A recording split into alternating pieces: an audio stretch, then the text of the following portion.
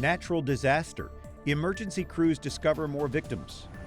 Never thought that something like this would happen. How people are coping with record Louisiana flooding. No accident. Investigators believe someone intentionally set devastating California wildfires. Works of mercy. Pope Francis encourages us to help those in need. And family values. How welfare reform affects everything from marriage to women and children.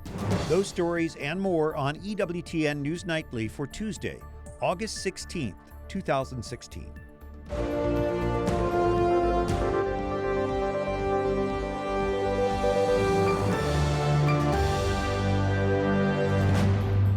$40,000 homes surrounded by high water.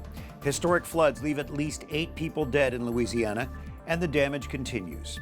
Good evening, and thank you for joining us. I'm Brian Patrick. Much of Louisiana remains underwater tonight. More than 20 inches of rain fell in Baton Rouge. Forecasters say more is on the way. It's a mess. Record rainfall producing historic flooding overwhelms the Baton Rouge, Louisiana area. Storms are expected to continue throughout the week. This one, it just came upon us and just started dumping massive amounts of water. We go back to our record books. 1983 was a record book. Throw those records out because we've surpassed them. Devastated for the community. Nathan Tieford left his suburban Baton Rouge home driving his truck. He came back in a boat. He's fortunate. The floodwater stopped at his foundation, but hundreds of his neighbors weren't so lucky. There's areas that they're not in a floodplain. They've never required flood insurance and never thought that something like this would happen because they were above elevation. Tens of thousands of people were rescued as rising floodwaters forced them from their homes. President Obama signed an emergency disaster declaration. Though the floodwater isn't gone yet, officials already consider the challenges that lie ahead. We have to go to every house now. Once the water recedes, all these homes that are completely covered with water, we've got to go to every single one of those and go inside of them and check for anybody that might be in those areas. As things dry out, progress is being made. Flooding had closed this road for days. Using this massive aquadam, crews managed to shore up the water and get cars moving. It's very nice. It's a small step forward in what will be a long road to recovery. And the National Weather Service confirms several tornadoes hit central Indiana Monday evening. One was spotted 17 miles west of Indianapolis near Danville. A twister touched down east of Pittsburgh. Funnel clouds were also reported on the ground in Brownsburg and Clayton. All these towns are in Hendricks County. There are reports of downed power lines, uprooted trees, and damage to homes, but fortunately no deaths or injuries. Arson is suspected in a wildfire still raging in Lake County, California tonight. People in north central California cheer the news of an arrest in connection with a huge wildfire. Earlier today, CAL FIRE investigators, along with Lake County Sheriff's detectives, with the assistance of the Lake County District Attorney's Office, were able to arrest Mr. Pashilk on 17 counts of arson. Authorities believe the suspect may be connected with several fires in Lake County over the past year. With him now in custody, the battle against the fire remains tough, according to CAL FIRE's Daniel Berlant. Every time firefighters would go in to try to attack the blaze, another home would ignite on fire, and that was the scene, domino effect, for several hours last night. The Clayton fire broke out Saturday. Berlant says California's long drought contributed to its rapid growth. Conditions are critically dry, and this fire was able to really grow in size. By Monday, the fire covered 4,000 acres and was just 5% contained. While many people are pleased with the arrest, many more are coping with the loss of their homes. More than 4,000 people have been evacuated. The blaze has destroyed 175 buildings, including homes and businesses. It was worse than what they were showing on TV, honestly. Yeah, it's all gone. Milwaukee police arrest 6 people during a third night of protest, but overall it was a much calmer night. The Sherman Park neighborhood erupted in violence Saturday night after a black suspect was fatally shot by a black police officer. Sunday's protest also led to violence, including another shooting. Last night, tensions finally began to subside as police enforced a 10 p.m. curfew. Milwaukee Archbishop Jerome Listecki calls the violence painful to watch. In a statement, he says people need Jesus and the gospel to transform their hearts. He says faith in Jesus Christ has not changed. However, the commitment to live that faith has become dormant. It's time to awaken our confidence together.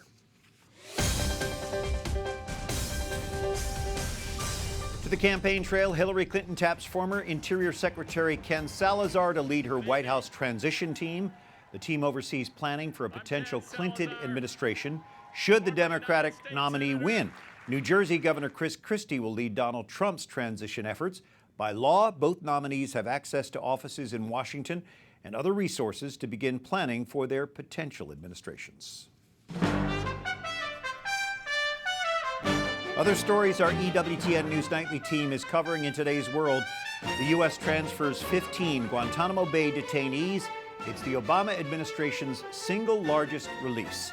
The Pentagon announces 12 Yemeni nationals and 3 Afghans were sent to the United Arab Emirates. Jacqueline Klimas is national security correspondent for the Washington Examiner, co-authors the Examiner's Daily on Defense newsletter. What else do you know about those prisoners? So Senator Kelly Ayotte released a report last week that talked about some of the backgrounds of some of the prisoners at Guantanamo Bay. These men, we know, some of them were fighting on the front lines against coalition troops. A handful served as bodyguards to Osama bin Laden. They were receiving training at al-Qaeda camps and meeting with senior leaders. So they're now out of Gitmo, sent to the United Arab Emirates. Why there? UAE is a very close ally of the United States. We've sent detainees to them in the past. Anytime one of these transfers takes place, the U.S. has to put some sort of security agreement in place. While we don't know the specifics of each one as they come out, typically in the past they've included things like restricting their movement or not allowing them to leave the country for a certain amount of time. So they're not necessarily just set free. Right, and we need to transfer them to a country that we're sure can enforce those rules. These seem like pretty dangerous people, though. How do you think this affects our national security? Republicans on Capitol Hill really came out swinging last night, saying that these are people who have tried to hurt our troops on the battlefield, and that now they're being re-released to be able to plan attacks and go after troops that are still over there. So this is really the Obama administration pushing its own agenda. Congress is not going along with it. Congress has the defense spending bill before it. How do you think that will be affected by this whole thing? So the House and Senate are trying to negotiate their 2 versions of the bill right now, of the defense policy bill. Experts are saying that this sort of aggressive move by the administration to do such a large release could cause lawmakers to really crack down and leave tighter restrictions in place. The Senate bill actually loosened a couple things, but experts are predicting that the House more stringent transfer restrictions will win out because of this. Of course, the Obama administration has tried to somewhat normalize relations with Castro and Cuba. Guantanamo Bay is on the Cuban island, and Castro has insisted that the U.S. give it back. Why do you think the president is so bent on closing Gitmo and taking that, or sending that back, I guess, to the Cuban government? This was a campaign promise for him. This is something he's based a lot of his presidency around.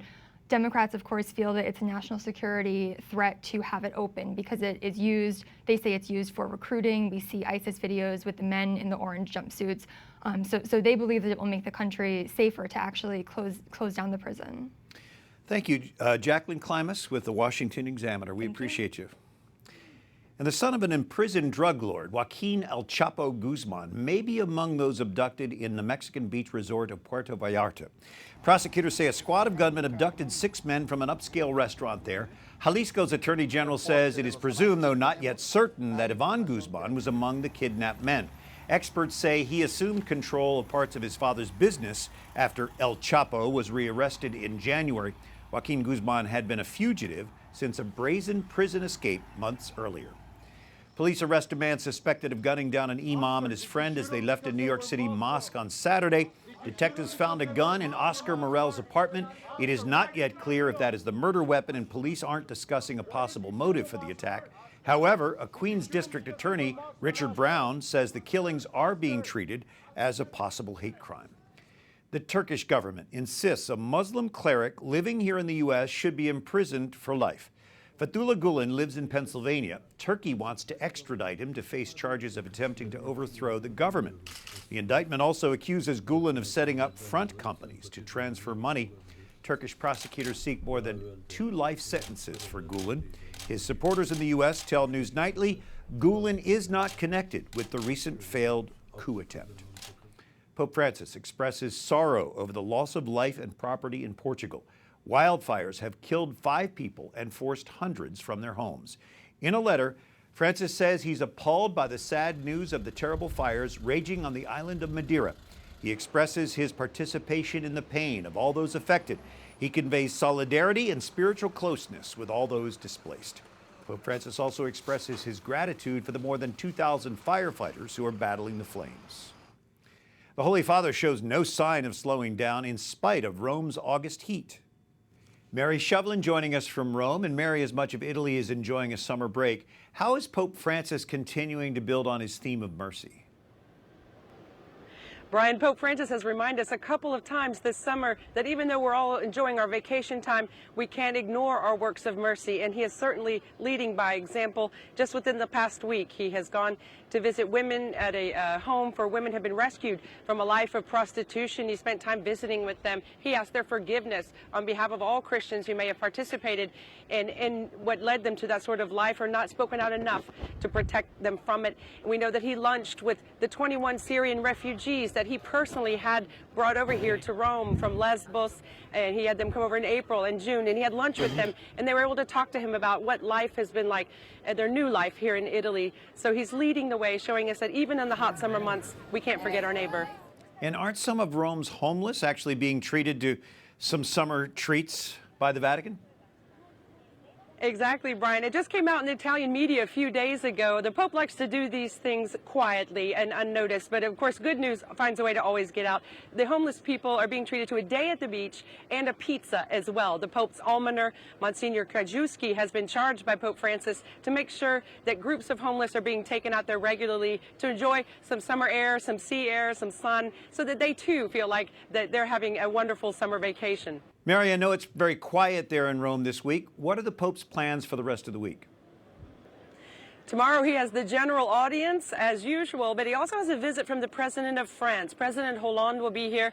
No doubt the two world leaders will speak about the recent terrorist activity in France and the suffering that the French people have been enduring because of terrorism. Other than that, the Holy Father has no public appointments until Sunday's Angelus. But as we know, Brian, this is a Pope of surprises, so we may have a few surprise things between now and Sunday's Angelus. He never ceases to surprise us. Mary Shovlin, EWTN News Nightly in Rome. Thank you, Mary. Thank you, Brian. Coming up, another insurer cuts some ties to Obamacare. And hot topic, the discussion about welfare reform turns to marriage and families.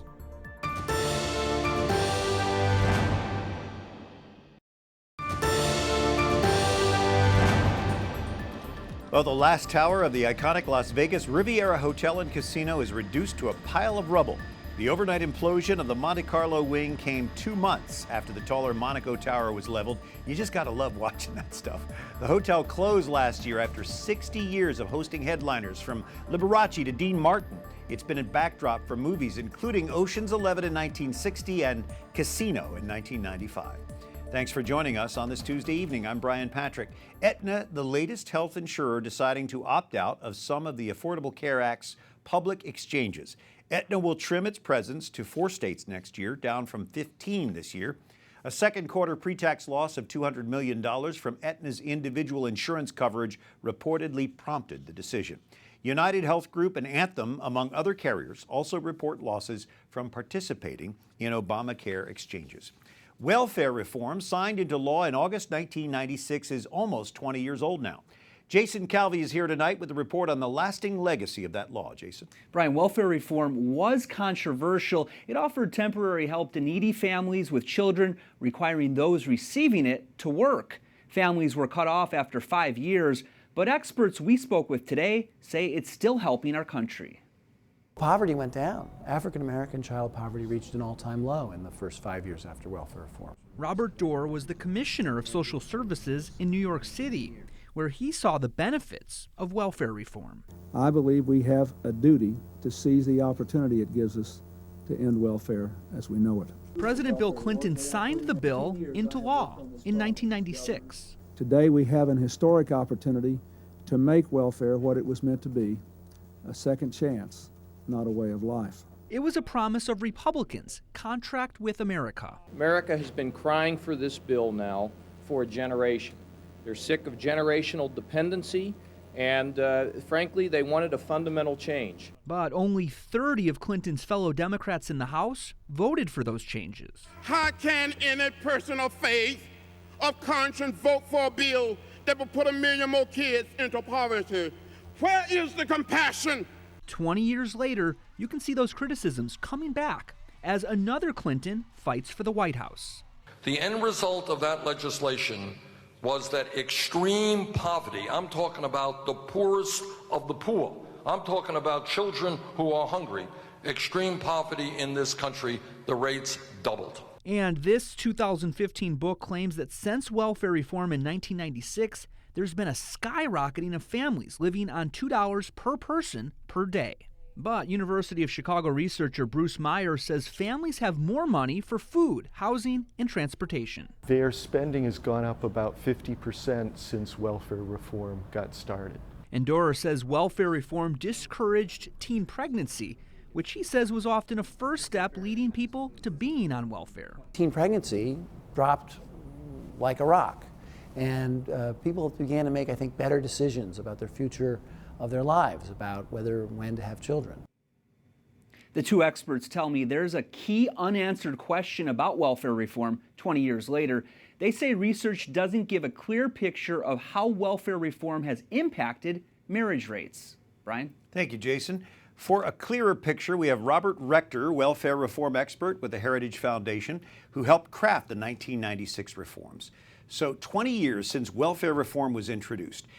Robert, how would you say it's affected poverty in the United States? Well, for the first 15 years or so, it caused a dramatic drop in poverty among the affected group, which was single mothers with children. That dropped, by the best estimates, from around 30% down to close to 15%. Now, it has crept back up during the bad economy since 2008, but still it's far lower today than it was before welfare reform. You pushed for the Healthy Marriage Initiative, I believe, as part of these reforms. Where does that stand? Unfortunately, states are not very vigorous about this issue, but we have put some programs in place at the federal level to encourage low-income families to get married and stay together, and some of these programs are very, very effective. There's a program in the Army called Prep for Strong Bonds. It's for enlisted men, controlled evaluations, so it's able to reduce the divorce rate by half.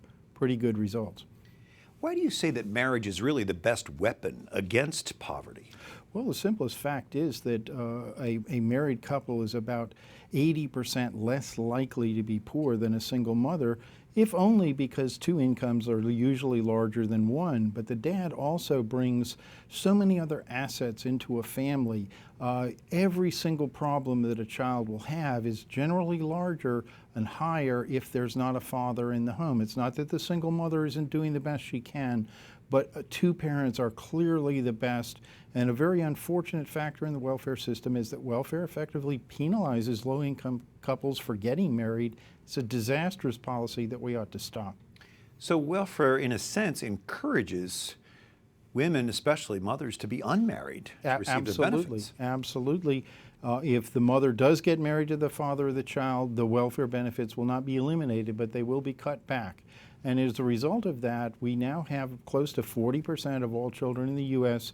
born outside of marriage. Almost invariably, those are to lower income, less educated women. Our society is splitting into an upper class where children are raised by educated married couples and a lower class where kids are being raised by unmarried moms with a high school degree or less. It's terrible for the kids, it's terrible for the moms, it's also terrible for the dads who are left out of one of the most meaningful things in life. And those reforms passed 20 years ago were the result of cooperation between congressional Republicans, a Democratic administration. Could that happen again? Not the way things are going now. Ronald Reagan really pushed the idea that welfare should not be a one-way handout, that able-bodied recipients should work or prepare for work as a condition for getting aid. Bill Clinton picked those themes up, and actually those themes put him in the White House, and we were able to pass legislation. But today you see Hillary Clinton being attacked largely with false information for a reform that was very successful and was bipartisan, very successful in reducing poverty What we need to do, instead of going back to one-way handouts, is to say, we need to do this across the board. You don't want to cut people off welfare. We're not here to save money. We're here to say it's a better system, a more efficient system, if we expect the best out of and require the best from recipients, rather than just saying, here's a check, we'll see you later. Robert Rector with the Heritage Foundation, thank you. Thank you. Up next, religious freedom. A Marine plans to appeal her case to the Supreme Court. And leading by example, a Muslim Olympic athlete shares her experience on Team USA.